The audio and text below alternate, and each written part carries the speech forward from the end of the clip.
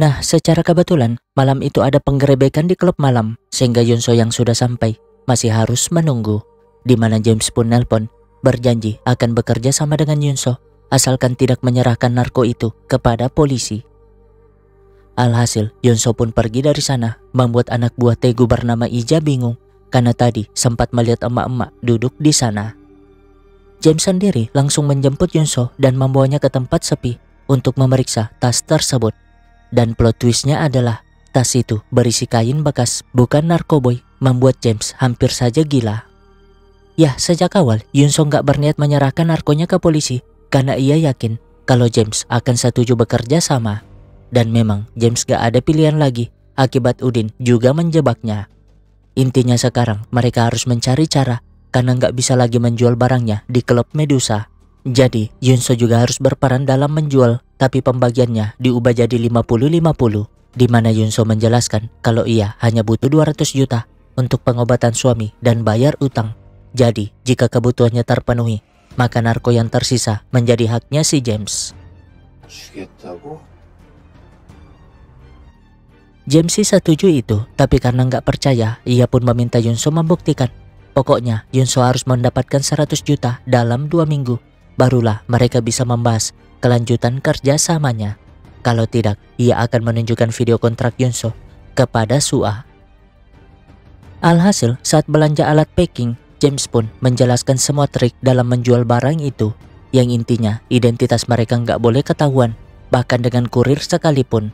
Dan satu-satunya cara untuk itu, mereka hanya boleh menjualnya lewat aplikasi rahasia, bukan dengan TikTok atau semacamnya.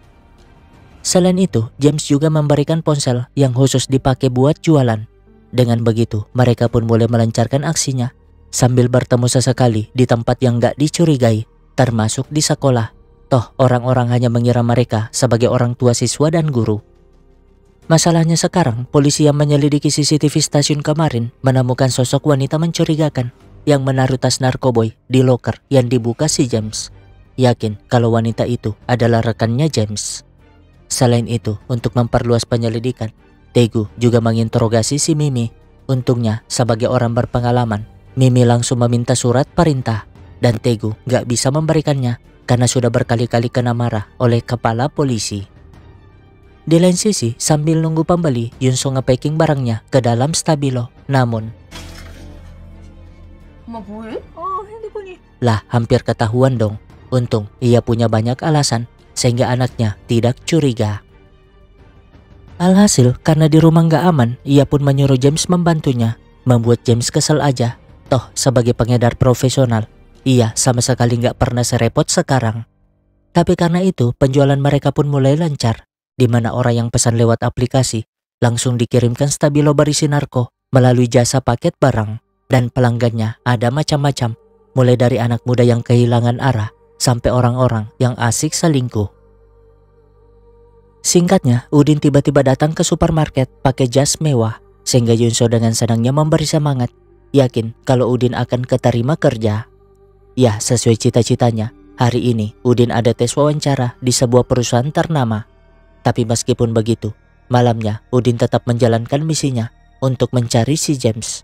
Di mana kali ini tuh, ia dan Bejo menculik Minwo yang baru saja keluar dari rumah sakit. Masalahnya, Minwo nggak tahu di mana James tinggal, sehingga ia pun habis disiksa bos Pentom. Beralih ke Yunso yang diam-diam menemui James untuk memastikan agar uang jual narko dapat dicairkan dengan aman. Ya, biar nggak kedetek pajak dan polisi, narkoboy mereka hanya dapat dibeli pakai kripto. Dan untuk dikonversi ke mata uang Korea, James menggunakan jasa si Bagong, mafia yang khusus menangani tukar uang haram, lalu mengirimnya ke 6 rekening berbeda. Dengan begitu, Yunso pun dapat menarik uangnya di tempat dan waktu berbeda. Tapi, ya, uang segitu dapat James hasilkan dalam sehari di klub Medusa dulu. Makanya ia tertawa karena waktu Yunso tersisa seminggu untuk mendapatkan 100 juta. Jadinya saat di rumah, Yunso berpikir keras, dan secara kebetulan nih, ada yang ngechat mau beli narko seharga 100 juta. Tapi dengan syarat, transaksinya harus dilakukan secara langsung karena pembeli itu ingin memastikan barangnya. Besoknya, saat pertemuan orang tua siswa, Miyong protes karena akhir-akhir ini tuh Yunso jarang hadir. Padahal mah itu hanya jadi pelampiasan emosinya akibat suaminya gak pulang-pulang alasan perjalanan dinas. Sementara Yoju malah berdandan maksimal, bahkan giginya pun digosok biar kinclong karena ia ingin menjenguk suami sahabatnya. Yah, Yoju nampaknya suka kepada Paksu. Lihat aja kelakuannya yang sangat perhatian seperti melayani suami sendiri. Dan Yunso nggak tahu itu karena hari ini ia sibuk menemui pelanggan 100 juta di sebuah motel. Nah, biar aman, ia pun membayar penjaga motel untuk menggantikan posisinya dalam sejam. Dengan begitu, ia bisa melihat siapa pelanggan yang menyewa kamar tempat mereka janjian. Dan benar saja, pelanggan jaket Naruto ini akhirnya muncul. Di saat yang sama, James memberikan uang kepada kakaknya bernama Leyuk yang membantunya balas dendam. Ya, uang haram itu dipakai James untuk membeli saham perusahaan si Wirim. Sehingga saat perusahaan itu dikuasai, Wirim dapat dipecat dan dibuat menjadi pengemis. Makanya James juga sangat pusing karena pemasukannya berkurang dan kakaknya gak tahu kalau ia jualan narkoboy. Yunso sendiri mengarahkan si jaket Naruto untuk menunjukkan uang dan KTP di kamera laptop. Dan karena jumlahnya sesuai, Yunso menyuruhnya mengambil barangnya di langit WC. Alhasil ketika si jaket Naruto pergi, Yunso pun buru-buru ke kamar tadi untuk mengambil uangnya. Namun ya, sejak awal mereka hanya menjebak, apalagi tahu kalau Yunso melakukan transaksi sendirian.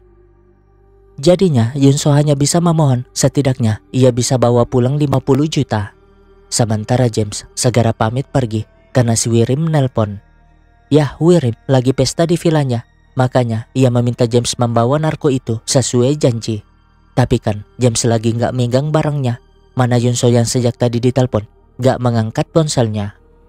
Ya, gimana mau ngangkat dong kalau barang dan uangnya dibawa kabur. Tapi bukan Yunso namanya jika nyerah gitu aja. Dimana ia pun mengejar penipu itu, gak peduli dengan kakinya yang kena beling akibat ia lupa pakai sepatu. Ia bahkan mencoba melemparnya. Lah, jelas gak kena dong. Tapi melihat motor nganggur di sana, ia pun langsung mengejar. Dan tentu saja si penipu bingung bagaimana bisa ada emak-emak yang pantang menyerah seperti itu. Lalu ya, Yunso berhasil menjatuhkan mereka, bahkan merebut barang dan uangnya. Sialnya, saat lagi sembunyi, ia malah kepergok, membuatnya sangat ketakutan karena si jaket Naruto ini ingin membunuhnya. Namun ya, untung ada si James yang segera menariknya kabur dari sana. Nah, saat sudah aman, James pun marah-marah bagaimana bisa Yunso melakukan transaksi beresiko itu. Tapi Yunso jelas marah balik. Toh ia melakukan itu untuk memenuhi janjinya. Sementara Miyong dengan wajah kusutnya mengikuti sang suami yang ia curigai selingkuh. Sialnya, lampunya malah merah, membuat Miyong gak dapat mengejar. Masalahnya, James menurunkan Yunso di perempatan tersebut, membuat Miyong terkejut, yakin kalau Yunso selingkuh dengan guru kesenian itu. Sementara Udin berhasil menemukan narko mereka yang dijual dengan paket stabilo. Segera menunjukkannya kepada bos Pentom. Dan karena nggak menemukan sumbernya, ya, bos Pentom mengarahkan Udin untuk meminta bantuan Manibak, orang yang selalu mereka bayar untuk memecahkan masalah seperti itu. Hanya saja Udin hampir muntah saat melihat Minwo yang disiksa sudah nggak berbentuk manusia lagi. Bukti kalau bos Pentom sangatlah kejam. Sementara Gyeongdo masih berusaha mencari siapa wanita di stasiun itu, termasuk mengecek riwayat panggilan di ponsel si James yang ditemukan rusak di stasiun kemarin. Nah, di rumah Yunso membersihkan diri dengan sangat bahagianya, di mana besoknya ia dapat menikmati hidup berkat hasil 100 juta kemarin. Ia bahkan beli kasur baru yang sangat mahal, begitupun dengan si James yang menikmati hasilnya dengan membeli mobil mewah. Nah, di sekolah Jinhe dan Wati bingung karena Suah punya ponsel baru yang mahal. Bertanya-tanya apa kerjaan ibu Suah hingga mampu membelikan itu. Jadinya Suah pun mulai curiga dengan apa yang dilakukan ibunya. Dan karena itu besoknya ia ingin bertanya, namun